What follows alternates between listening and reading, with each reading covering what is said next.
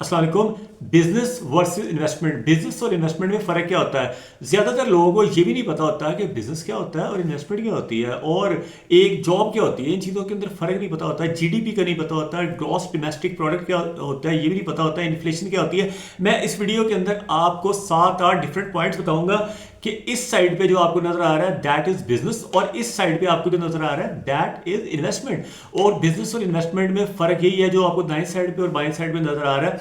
Business जैसे होता है ना, आप कोई चीजें प्रोड्यूस करते हैं या कोई सर्विसेज देते हैं, यानी बिजनेस में फॉर एग्जांपल आप कपड़ा बनाते हैं तो वो बिजनेस है। कपड़ा सेल करते हैं वो भी बिजनेस है। इसके अलावा कोई सर्विसेज देते हैं, चाहे आईटी की सर्विसेज दें या किसी भी तरह की सर्विसेज दें।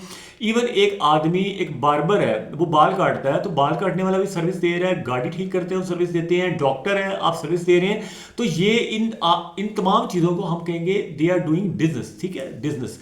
और अगर आप इन्वेस्टमेंट की बात करें तो इन्वेस्टमेंट होता है कि आप लॉन्ग रन पे अपने पैसा रखते हैं और उसको, जैसे आप गोल्ड के अंदर पैसा रख सकते हैं, इन्वेस्ट कर सकते हैं। आप प्रॉपर्टी के अंदर पैसा, प्रॉपर्टी बाय कर सकते हैं, कुछ स्टॉक्स ले सकते हैं कंपनी के, या क्रिप्टो करेंसी ले सकते हैं जैसे कि बिटकॉइन है, इथेरियम है। डिफरेंट किस्म की क्रिप्टो की करेंसीज हैं जो कि आज से 15 साल पहले, आपको पता होना चाहिए कि 15 साल पहले जो बिटकॉइन है उसकी कीमत सिर्फ $1 थी। उस वक्त 90 रुपए से भी कम का डॉलर होता था, यानी 85 टू 90 रुपीज़ के करीब था। मेरे एक दोस्त ने मुझे मशवरा दिया है कि 5 से 10 आप बिटकॉइन लेके रख लें, लेकिन मुझे तो पता ही नहीं था इन चीज़ों का। अगर मैं लेके रखा होता 700-800 रुपए के मैक्सिमम वो 10 बिटकॉइन आने थे, और आज एक बिटकॉइन जो है 3 करोड़ का है और 10 बिटकॉइन 30 करोड़ रुपए के। ये मैं इन्वेस्ट नहीं कर सका क्योंकि हमें इतना नॉलेज ही नहीं था इन्वेस्टमेंट के बारे में। मैंने कहा कि चले ज़िंदगी के इस मौके के ऊपर, चले जो मेरे सब्सक्राइबर्स हैं या जो लोग मुझे वीडियोस को देखते हैं उनको मैं कुछ गाइडलाइन प्रोवाइड कर दूं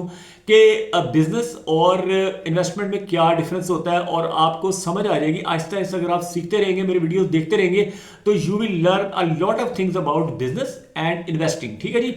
दूसरा आपको मैं डिफरेंस बताता हूं। बिजनेस जो होता है ना, इसके अंदर जो दूसरा फर्क है दैट इज एक्टिव वर्क या एक्टिव पार्टिसिपेशन। आपने जब भी बिजनेस करना है, कोई दुकान खोलनी है, कोई फैक्ट्री खोलनी है, कोई सर्विसेज का सेंटर खोलना है, किसी भी तरह का आपने काम करना है, तो आपको एक्टिव होना पड़ेगा उसके अंदर।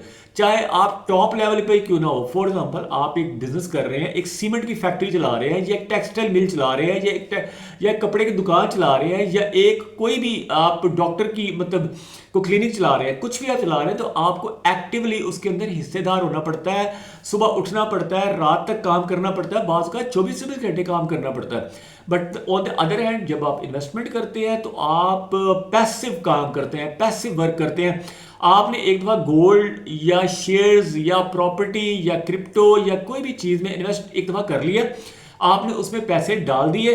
अब आपको ज़्यादा फिक्र करने की ज़रूरत नहीं है, आपको दिन रात जागने की ज़रूरत नहीं है। वो जो आपने पैसे इन्वेस्ट किए हुए, फॉर एग्जांपल गोल्ड में, शेयर्स में, किसी भी चीज़ में, वो अब आपने देखना है, उसको वेट करना है। एंड वॉच एंड सी वाला कॉन्सेप्ट होता है, आपने सिर्फ देखना है उसको, और डेली देखने की ज़रूरत नहीं है। अगर आप डेली देखेंगे तो हो सकता है आपको मेंटल स्ट्रेस हो, कोई प्रॉब्लम हो, कोई डिफरेंट किस्म की ना। हर आदमी इतना मजबूत दिल का नहीं होता, कमज़ोर दिल का भी होता है। तो बाज़ का मार्केट से होती है ना, अगर आप इन्वेस्टमेंट करते हैं तो मार्केट फ्लक्चुएट करती है, यानी ऊपर जाती है, नीचे जाती है। क्रिप्टो की मार्केट आपको पता है 3 दिन पहले जो बिटकॉइन है, बिटकॉइन बहुत बुरी तरह मार्केट नीचे गिरी है। इसी तरह परसों गोल्ड की मार्केट भी 120 पॉइंट ओवरऑल गिरी है, और एक दिन में 180 पॉइंट भी उसी दिन गिरी थी, लेकिन बाद में 60 पॉइंट ऊपर आ गई।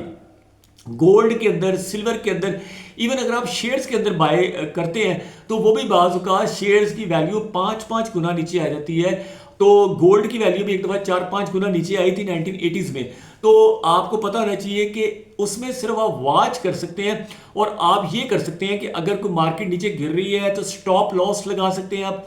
स्टॉप लॉस एक कॉन्सेप्ट है, वो भी मैं आपको अगले वीडियोस में बताऊंगा कि स्टॉक मार्केट के अंदर आप स्टॉप लॉस लगा सकते हैं, यानी नुकसान से बचने के लिए आप अपने कंप्यूटर को या अपने मोबाइल को एक इंस्ट्रक्शन दे सकते हैं कि सोना जो है, चांदी, सोना या क्रिप्टो या जो भी चीज़ है, वो इतनी प्राइस तक नीचे गिरे तो अचानक ऑटोमेटिकली वो बिक जाए। जो भी बंदा खरीदने के लिए तैयार होगा उस रेट के ऊपर वो बिक जाएगी। जैसे आपकी गाड़ी है, आप गाड़ी ऑनलाइन सेलिंग पे लगा देते हैं मुख्तलिफ वेबसाइट्स पे। आप कहते हैं जी मेरी गाड़ी इस वक्त 35 लाख की है, अगर मार्केटें गाड़ी की नीचे आ रही हो तो आप कहते हैं जी मैं 32 लाख की अगर गाड़ी होगी तो मैं ऑटोमेटिकली बेच दूँ। तो ऐसी सर्विस भी गोल्ड में, सिल्वर में, शेयर्स में, क्रिप्टो में आपको मिलती है कि ऑटोमेटिकली आपकी चीज़ बिक भी जाती है। ठीक है जी। अब आ जाए जी दोबारा बिजनेस की तरफ। ये बिजनेस है और बिजनेस के अंदर आपको कंट्रोल जो है ना वो हायर कंट्रोल होता है, बहुत ज़्यादा कंट्रोल होता है आपका। आपकी दुकान आपकी अपनी है, आपकी फैक्ट्री आपकी अपनी है, आपका कोई भी सर्विस सेंटर आपको सर्विसेज दे रहे हैं वो आपका अपना सेंटर है, आपका कंट्रोल है उसके ऊपर।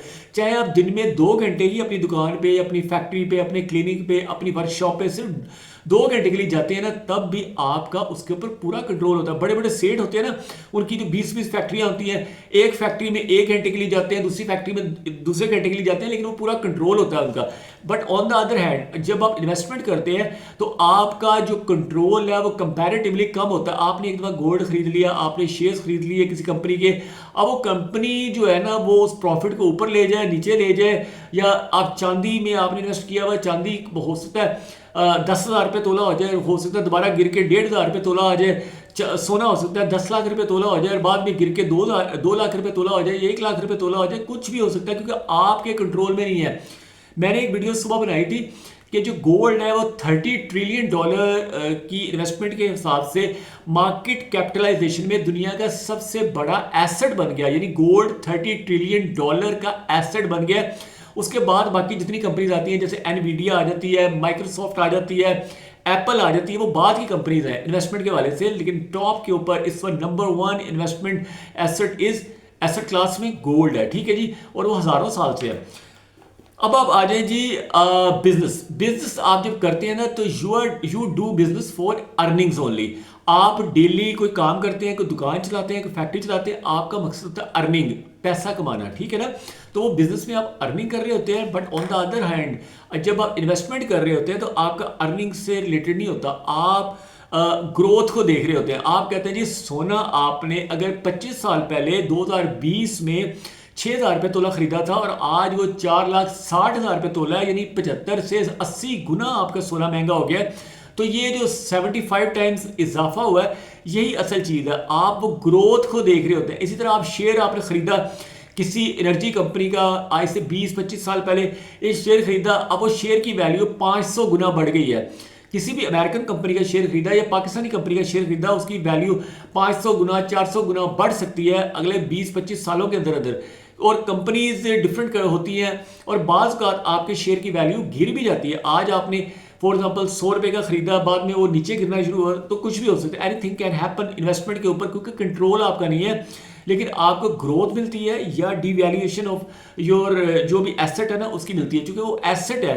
इन्वेस्टमेंट आप एसेट के अंदर कर रहे होते हैं, एसेट क्लास में कर रहे होते हैं, तो वो एसेट क्लास या ऊपर जा रही होती है या नीचे जा रही होती है। ऑन द लॉन्ग रन आमतौर पर जितने भी एसेट क्लास हैं, चाहे गोल्ड है, चाहे सिल्वर है, चाहे शेयर्स हैं, चाहे स्टॉक्स मतलब हैं, चाहे वो गाड़ियां हैं, चाहे वो लोहा है, चाहे वो एल्यूमिनियम है, चाहे वो टिन है, चाहे वो कॉपर है, जितने भी एसेट्स होते हैं उनकी वैल्यू आहिस्ता आहिस्ता आहिस्ता आहिस्ता ऊपर को जा रही होती है। ठीक है जी। और जो इसके ऊपर इंटरेस्ट भी बाज़ औक़ात कुछ लोग दे देते हैं अगर आप बैंक के अंदर एसेट के तौर पे कैश इन बैंक रखें। अगला है जी बिजनेस के अंदर हायर रिस्क। बिजनेस के अंदर रिस्क फैक्टर बहुत ज़्यादा होता है। आपने एक फैक्ट्री बनाई, अनफॉर्चुनेटली फैक्ट्री के अंदर कोई भी मिसहैप हो जाता है तो वो फैक्ट्री का नुकसान भी हो सकता है। सिमिलरली आपकी दुकान है, दुकान का भी नुकसान हो सकता है। कुछ सर्विसेज आप चला रहे हैं, सर्विसेज अचानक बंद हो सकती हैं। आपके कस्टमर अगर आपसे काम करवाना बंद कर दें, किसी भी किस्म का, आपकी गाड़ी का शोरूम है, गाड़ी की आप ठीक करते हैं, या कोई बार्बर शॉप की दुकान है, कि मेडिकल की शॉप है, कोई लेबॉर्ट्री है, कुछ भी आपका बिजनेस है, तो वो अचानक बंद भी तो हो सकता है ना। आपकी टेक्सटाइल मिल है वो भी बंद हो सकती है, तो वो बिजनेस है और इसमें हाई रिस्क इन्वॉल्व होता है। But on the other hand जब आप इन्वेस्टमेंट कर रहे होते हैं तो इन्वेस्टमेंट के अंदर आपका रिस्क कंपैरेटिवली कम होता है, क्योंकि इन्वेस्टमेंट का पूरा जो कंट्रोल होता है वो आपके हाथ में नहीं होता। वो और लोग होते हैं जो लाखों करोड़ों लोग और उस ही बिजनेस के अंदर इन्वेस्ट किए होते हैं, उनके ऊपर डिपेंड करता है। जैसे गोल्ड, जैसे मैं बता रहा हूँ ना, 75 गुना 25 सालों में अगर बढ़ा है तो अकेले एक बंदे की वजह से नहीं, क्योंकि आपके उसके अंदर एक्टिव पार्टिसिपेशन नहीं है। You are not participating actively in gold buying और सेलिंग या जो भी कुछ है। आपने तो एक दफ़ा बाय कर लिया अगले 20 साल के लिए, 10 साल के लिए, लेकिन जो लोग इसके ऊपर एक्टिवली बाइंग कर रहे हैं या ज़मीन से निकाल रहे हैं, उसकी माइनिंग कर रहे हैं, वो सारे फैक्टर्स हैं।